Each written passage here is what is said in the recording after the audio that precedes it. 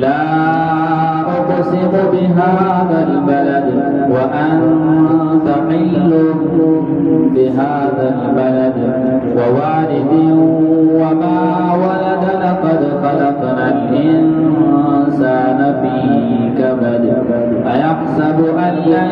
يقدر عليه أحد يقول أهلكت مالا لبدا أيحسب أن لم يره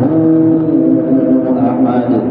ألم نجعل له عينين ولسانا وشفتين وهديناه النجدين فلاقتحم العقبة وما أدراك ما العقبة فك رقبة أو إطعام في يوم ذي مسغبة يتيما ذا مقربة أو مسكينا ذا متربة ثم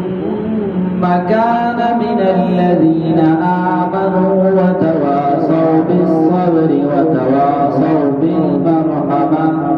أولئك